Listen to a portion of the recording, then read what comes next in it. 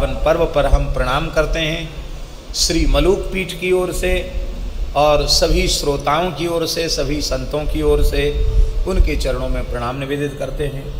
प्रायः सरस माधुरी शरण जी ने सभी आचार्यों की बधाइयाँ लिखी और सभी आचार्यों के उत्सव मनाते थे। सभी आचार्यों के उत्सव। श्री चैतन्य महाप्रभु जी की बधाई नहीं लिखी। तो जब वे भगवत धाम जाने को थे तो श्री चैतन्य महाप्रभु जी ने प्रकट होकर उनको दर्शन दिया और दर्शन देकर कहा कि आप हमारी बधाई नहीं लिखोगे, आपने सबकी बधाई लिखी, हमारी नहीं लिखोगे। तब अंतिम उत्सव आपने महाप्रभु जी का मनाया और महाप्रभु जी की बधाई लिखी। ये बात इसलिए हम निवेदन कर रहे हैं कि आचार्यों की, सिद्ध संतों की, ठाकुर जी की, श्री जी की ऐसी अनुपम कृपा श्री स्वामी सरस माधुरी शरण जी महाराज ने प्राप्त की। स्वयं अपनी वृत्ति ठाकुर जी की सेवा, साधु सेवा, वकालत पढ़ी हुई थी उस जमाने में उन्होंने। तो अदालत में जाते, वकील वाला काम करते और उससे जो कुछ उनको मिलता था पारिश्रमिक, उससे वो सेवा करते थे। एक बार भगवान की सेवा में डूब गए और उनको आवश्यक केस में जिरह करने के लिए जाना था। वकील लोग जिरह करते हैं ना, तो जिरह में उनको जाना था, वे नहीं जा सके। तो स्वयं ठाकुर श्री गोविंद देव जी महाराज ने उनके स्वरूप में उपस्थित होकर के जिरह किया और फैसला करा दिया। उनके हस्ताक्षर, भगवान ने उनके स्वरूप में जाकर के उनका वकील वाला काम किया। इसके बाद उन्होंने त्याग पत्र दे दिया कि हम तो होश में रहते नहीं, ठाकुर जी कितनी बार कष्ट उठाएंगे। आपकी न तो शास्त्र में श्रद्धा है, न संत में श्रद्धा है, न गुरु में श्रद्धा है, न माता पिता में श्रद्धा है, न किसी देवी देवता में आपकी श्रद्धा है। इसीलिए आपकी यह दुर्दशा है और ये दुर्दशा आपकी होनी ही चाहिए, क्योंकि आप श्रद्धा शून्य हैं। भूल कर भी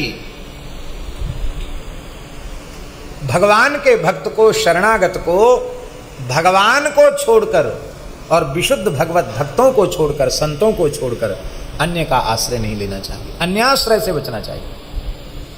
बोले हमारा बुरा हो जाए बुरा, हो जाए बुरा, लाख बुरा हो जाए, लेकिन भैया हम अब श्री ठाकुर जी के हैं। संतों का आश्रय, गुरुजनों का आश्रय अन्याश्रय नहीं है। इसलिए अन्याश्रय नहीं है क्योंकि यह भगवदाश्रय को पुष्ट करने वाला है।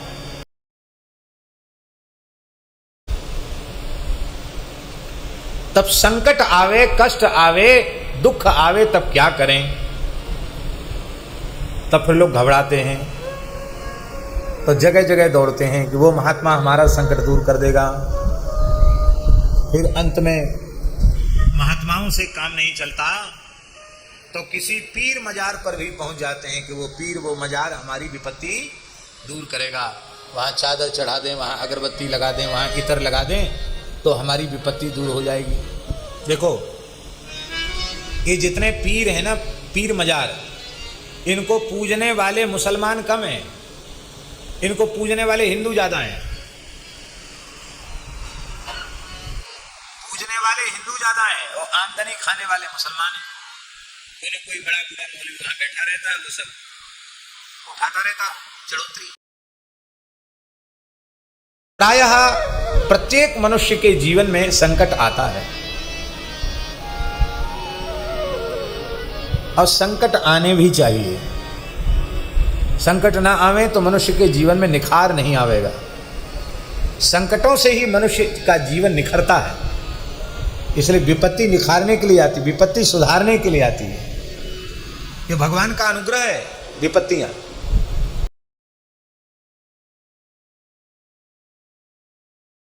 देखिए यहां दो प्रकार का ध्यान बताया। एक तो वैराग्य पूर्वक भगवान नाम जप करते हुए भगवान के स्वरूप का हृदय में दर्शन करना, एक ध्यान ये बताया। और दूसरा ध्यान, पूरा भुवन कोश ब्रह्मांड ही भगवान का स्वरूप है, इस रूप में भगवान का ध्यान।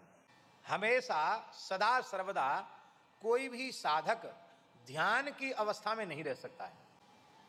जब तक ध्यान की अवस्था में रहेगा तब तक भगवान का अनुभव होगा, और जब देह धर्म का निर्वहन करने के लिए जैसे ही बहिर्मुख होगा उसको ये संसार दिखाई पड़ेगा। तो सुखदेव जी ने इतनी सुंदर पद्धति बता दी कि आंख मूंदे तो भगवान का चतुर्भुज स्वरूप दिखे और आंख खोले तो विराट प्रकृति भगवान के स्वरूप में ही दिखाई पड़े। तो ये निरंतर भगवान के ध्यान की सिद्धि हो जाएगी। धर्म का चरण है शौच, पवित्रता। बाहर की भी पवित्रता होनी चाहिए, भीतर की भी पवित्रता होनी चाहिए, ये हम जानते हैं। हमको कितनी शुद्धि करनी चाहिए ये भी हम जानते हैं, पर क्या हम उतनी शुद्धि कर पा रहे हैं? जहां मल त्याग करो वहीं स्नान किया तो कौन सी पवित्रता शरीर में हो गई? जहां मल त्याग किया वहीं नहाए, क्या पवित्रता हुई शरीर में आपके? जल में मलमूत्र का त्याग नहीं करना चाहिए, उसी में मलमूत्र का त्याग हो रहा है। हम सावन भी लगाते हैं और मिट्टी भी लगाते हैं, अभ्यास है हमारा, बिना मिट्टी के हमको संतोष नहीं होता, मिट्टी भी लगाते हैं, लेकिन इतनी मिट्टी कम से कम हमको लगाना चाहिए।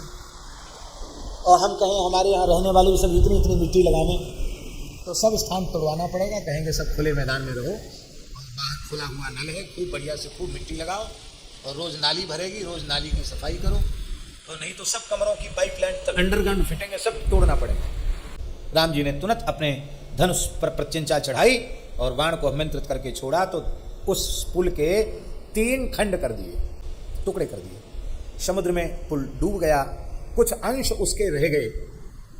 धनुषकोटि तीर्थ उसका प्रमाण है। और पहले तो लोग स्वीकार ही नहीं करते थे, लेकिन नासा ने उपग्रह से चित्र लेकर प्रमाणित किया कि अमानवीय कोई पुल बनाया हुआ है। बड़े बड़े यंत्र फेल हो गए और उसके एक अंश को भी तोड़ नहीं सके, आप आश्चर्य मानेंगे। और इस यंत्र युग में भी उनकी बड़ी बड़ी मशीनें धराशायी हो गई, वो टूट नहीं सका। सब चीज की गोपनीयता होती है।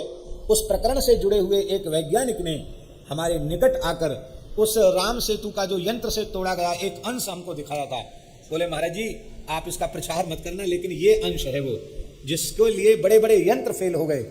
माने वज्र भी उतना कठोर नहीं हो सकता, शिलाएं उतनी कठोर नहीं हो सकती जितना कठोर ये है। जगन्नाथपुरी जाओ तो जगन्नाथ जी तो मालिक हैं,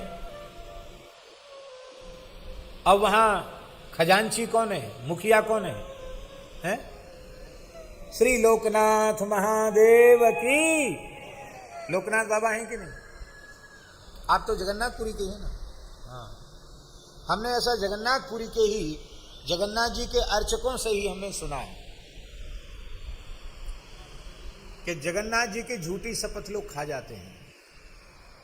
यद्यपि नहीं खानी चाहिए, लेकिन मौका पड़े तो जगन्नाथ जी की सौगंध खा जाएंगे झूठी। अरे वो कालिया तो अपना है, कोई बात नहीं, इनकी खा लो। और उनको कहो कि तुम लोकनाथ बाबा को साक्षी देके वो फिर झूठ नहीं बोलेंगे, फिर झूठ नहीं बोलेंगे। यहां वृंदावन के मालिक कौन है? वृंदावन कलानाथौ सुखदौ राधिका कृष्णौ भजे हम कुंजगामिनौ। है राधा कृष्ण है कि नहीं? ये श्री वृंदावन क्षेत्र में क्षेत्रपाल कोतवाल किसको बनाया भगवान ने? इसी मोहल्ले में गोपीश्वर महादेव श्रीधाम वृंदावन के कोतवाल हैं। श्री राधा वल्लभ संप्रदाय के परम रसिक आचार्य चाचा श्री वृंदावन दास जी महाराज ने स्वतंत्र पद लिखा है अपनी वाणी में। नमो नमो जय रसिक रिझावर वृंदावन कानन कोतवाल। हे रसिक रिझावर गोपीश्वर महादेव आपकी जय हो, आपको प्रणाम है। आप वृंदावन कानन के कोतवाल हैं। वृंदावन आवे उनका दर्शन न करे तो वृंदावन की यात्रा पूरी नहीं। यदि हम शिवत्व प्राप्त करना चाहते हैं, मंगलत्व प्राप्त करना चाहते हैं, तो हमें हरिनाम का आश्रय लेना चाहिए। ये आशय।